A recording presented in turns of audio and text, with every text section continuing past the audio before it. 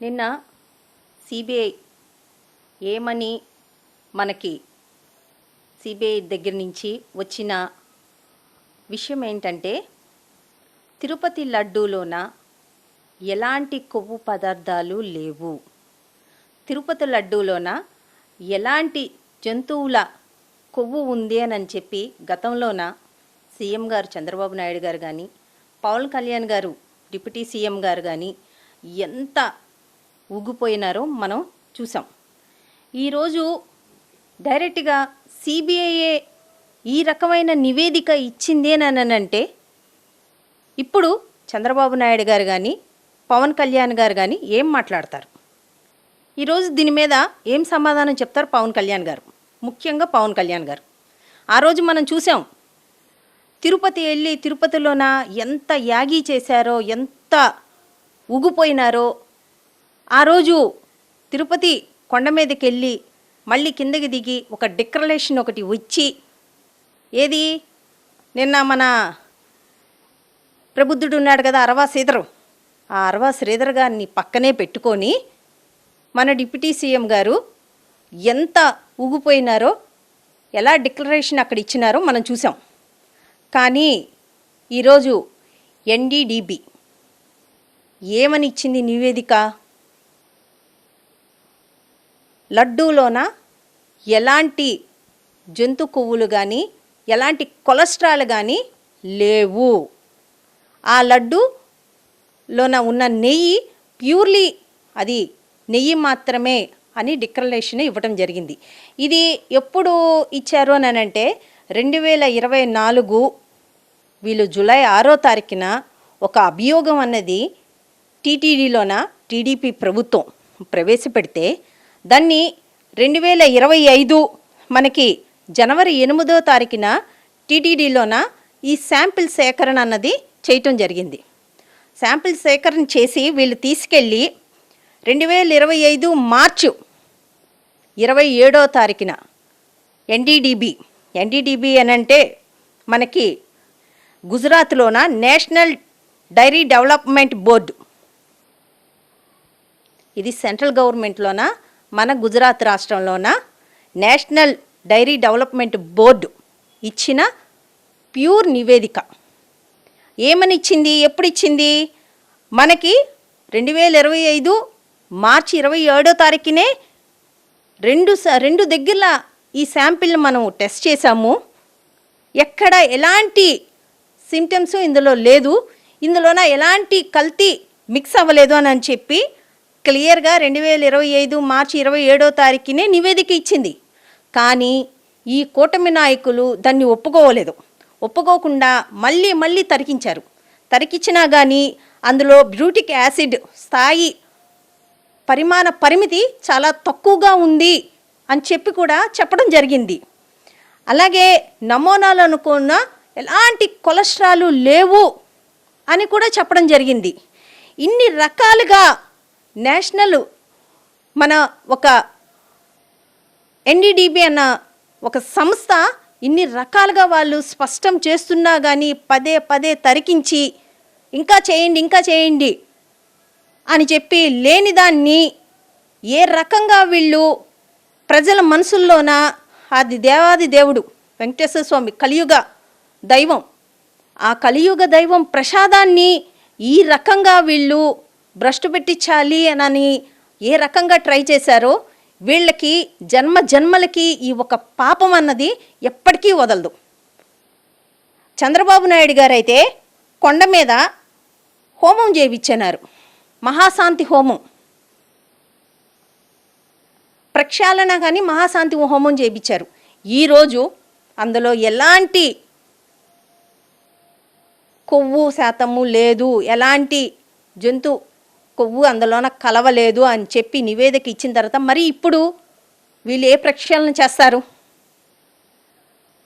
వీళ్ళ నోళ్ళని ఏ రకంగా వీళ్ళు శుద్ధి చేస్తారు? ఇంత దారుణంగా జగనన్న ఎప్పుడో కథ చెప్తూ ఉంటాడు. ఒక మనిషి ఒక మేకపిల్లని భుజాన్ని వేసుకొని పోతూ ఉంటాడంట. దారంబడ ఒకడు కనబడతాడంట, ఏంటి కుక్క పిల్లని మోసుకెళ్తున్నావు అంటాడంట. మరి కొంచెం దారిపోతే ఇంకొకటి ఎదురయ్యి ఏంటి కుక్క పిల్లని మోసుకెళ్తున్నావు అంటాడంట. ఏంది నేను మేకపిల్లనే కదా మోసుకెళ్తున్నాను, ఇదేంటి కుక్క పిల్ల అంటున్నాడని చెప్పి మరి కొంచెం ముందుకు పోతే ఇంకొకటి ఎదురయ్యి ఏంటి కుక్క పిల్లని తీసుకెళ్తున్నావు అన్నాడంట. ఇట్టా పోతా పోతా ఉంటే అంటే వాడు లాస్ట్కి నిజంగా నేను కుక్క పిల్లనే మోసుకెళ్తున్నానేమోనని చెప్పి దాన్ని కుక్క పిల్ల అనుకొని అక్కడ వదిలేసి వెళ్ళిపోయినాడంట. ఆ రకంగా చంద్రబాబు నాయుడు గారు 40 ఏళ్ల ఇండస్ట్రీ, ఆయనకున్న అనుభవం మొత్తం నందిని పందిని, పందిని నందిని చేసే విధంగా, ఈరోజు తిమ్మిని బెమ్మిని చేసే విధంగా ఇలా ప్రచారం అన్నది ఆంధ్రప్రదేశ్లో జరుగుతుంది. ఈరోజు బీజేపీ సనాతన ధర్మం అంటున్నారు. ఈరోజు ఈ కూటమిలోన బీజేపీ కూడా ఉంది. ఈరోజు బీజేపీ నాయకులు కానీ, మోదీ గారు కానీ, మన రాష్ట్రపతి గారు కానీ ఏ సమాధానం చెప్తారు? ఏమీ లేని దానికి ఇంత యాగి చేసి ఏదో ఒక రకంగా జగన్మోహన్ రెడ్డి గారి పాలనలోన ఏదో జరిగిపోయింది అని ఏదో వీళ్ళు సృష్టించాలని ఇంత ట్రై చేస్తే ఈరోజు సిబిఐ వాళ్ళే దర్యాప్తులోన పూర్తి స్థాయిలోన ఏమీ లేదు అని చెప్పి స్పష్టం చేయడం జరిగింది కదా. మరి ఈరోజు బీజేపీ వాళ్ళు ఏం చేస్తారు? ఇంకా ఈ కూటమితోటి ఈ రెండు పార్టీలతోటి కొనసాగుతారా? మరి మనది భారతదేశం కదా, మనది సనాతన ధర్మం కదా, మనది హిందూయిజం కదా, మనం హిందువులం కదా. మరి బీజేపీ అంటే హిందూయిజం కదా. మరి ఆర్ఎస్ఎస్ వాళ్ళు ఏం చేస్తారు? బీజేపీలోనే ఉన్న వాళ్ళు ఏం చేస్తారు? మన మోదీ గారు ఏం చేస్తారు? మన రాష్ట్రపతి గారు ఏం చేస్తారు? వీళ్ళని ఇలాగే వదిలేస్తారా? మన కలియుగ దైవం వెంకటేశ్వర స్వామి ప్రసాదాన్నే ఈ రకంగా వీళ్ళు మాట్లాడేస్తున్నారు, ఇంత ఈజీగా మాట్లాడేయచ్చు అని చెప్పి వీళ్ళు ఇన్ని రకాలుగా ప్రయత్నాలు చేశారు కదా. ప్రక్షాళన అని చెప్పి ఇక్కడికి విజయవాడ వచ్చి అమ్మవారు మెట్లు కడిగినారు కదా. మరి ఇప్పుడు వీళ్ళు నోర్లు ఏ రకంగా ప్రక్షాళన చేసుకుంటారు? గోమూత్రంతో వీళ్ళ నోరుని ప్రక్షాళన చేద్దామా?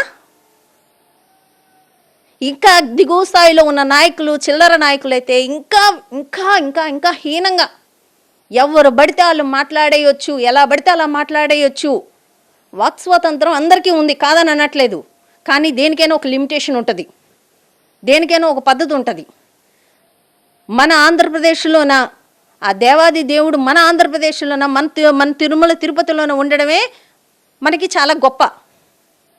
మనం ఎంతో అదృష్టం చేసుకున్నాం కాబట్టి మన రాష్ట్రంలోన ఆ 7 కొండల స్వామి ఆ 7 కొండల మీద కొలువై ఉన్నారు. అలాంటి స్వామి ప్రసాదాన్ని ఇంత దౌర్భాగ్యంగా మీరు మాట్లాడారే, మరి ఇప్పుడు ఏ ప్రక్షాళన కానిస్తారు? ఇలాగే వీళ్ళని వదిలేస్తే రేపటి రోజున ఇంకా ఇంకా ఏం మాట్లాడతారు, ఇంకా ఏట్ల మీదకి వెళ్తారు ఒకసారి గమనించాలా. ఎందుకంటే మోదీ గారు కానీ రాష్ట్రపతి గారు కానీ దీని మీద మనకి ఖచ్చితంగా చెప్పాల్సిందే. మనకి తెలంగాణలో నుంచి కొంతమంది అమలక్కలు వచ్చినారు.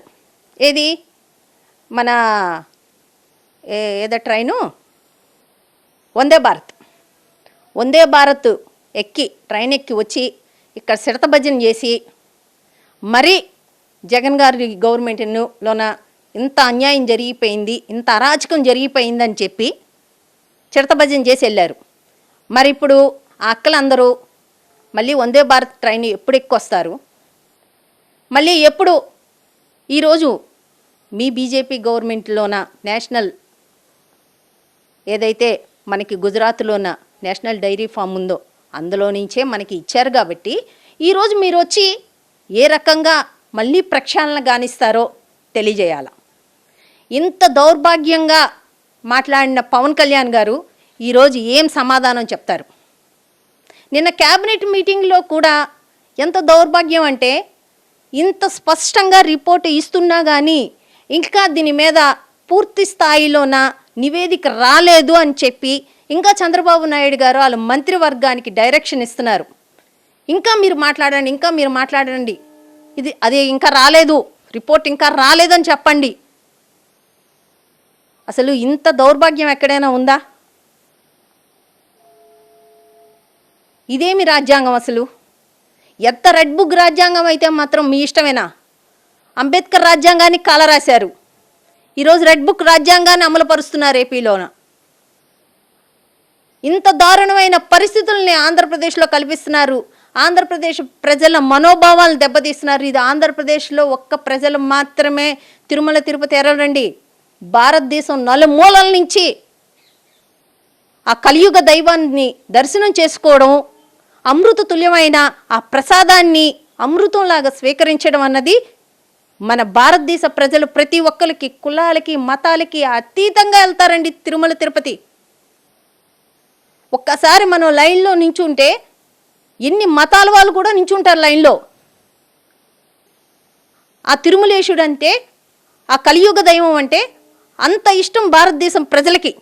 కానీ ఈరోజు ఇంత దారుణమైన పరిస్థితుల్ని ఆంధ్రప్రదేశ్లోన కల్పిస్తున్నారు.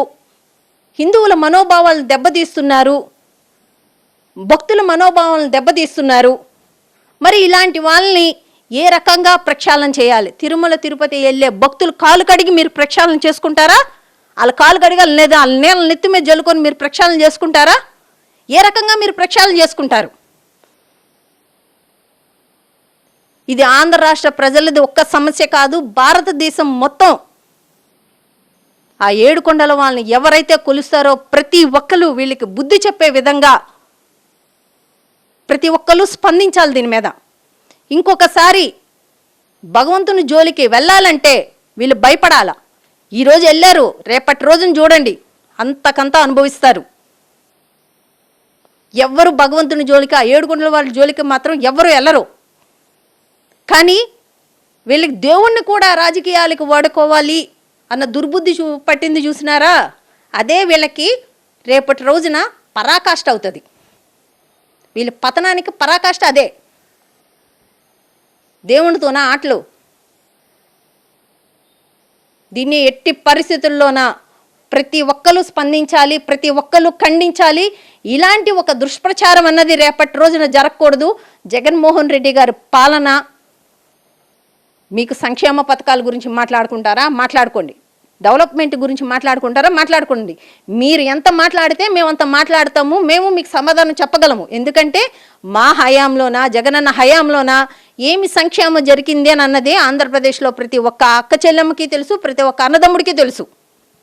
అభివృద్ధి పదంలో ఏ రకంగా తీసుకెళ్ళాడు, పిల్లల నుంచి ముసలి వాళ్ళ వరకు ఏ రకంగా ఆయన సంక్షేమం కానీ అభివృద్ధి కానీ అందించారు అని అన్నది ప్రతి ఒక్కరికి తెలుసు.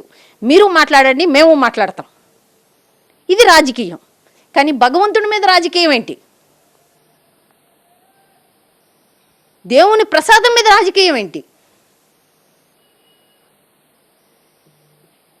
2025 మార్చి 27న మీకు స్పష్టంగా చెప్తే మీరు కాదన్నారు. మళ్ళీ ఈరోజు 2026లోన మళ్ళీ జనవరి 4లోన మళ్ళీ ఇవ్వటం జరిగింది. కానీ ఇప్పటికీ కూడా మీరు క్యాబినెట్లోన మీ మంత్రులకి ఇంకా దిశానిర్దేశం చేస్తున్నారు. ఏమని? మీరు దీన్ని వదలకండి, మీరు కంటిన్యూ చేయండి, తమ్మిని బిమ్మిని బిమ్మిని తమ్మిని మాట్లాడండి. ఇదే దిశానిర్దేశం చేసేది. 163 మంది మీరు ఎమ్మెల్యేలు గెలిచినారు. ప్రజలు మీకు పట్టం కట్టారు. మీరు అభివృద్ధిలోకి తీసుకెళ్ళండి, మీరు సంక్షేమం అందించండి, మీరు జగన్మోహన్ రెడ్డి గారి కన్నా గొప్పగా చేశామని నిరూపించుకోండి. అది మానేసి భగవంతుడితోడే ఆటలేంటి? ప్రజల మనోభావాలను దెబ్బతీయడం ఏంటి? ఈ రకమైన అపరాచపు పనులు చేసిన వాళ్ళకి ఆ ఏడుకొండలవాడు రాబోయే రోజుల్లో తగిన బుద్ధి చెప్తాడని తెలియజేస్తున్నాను.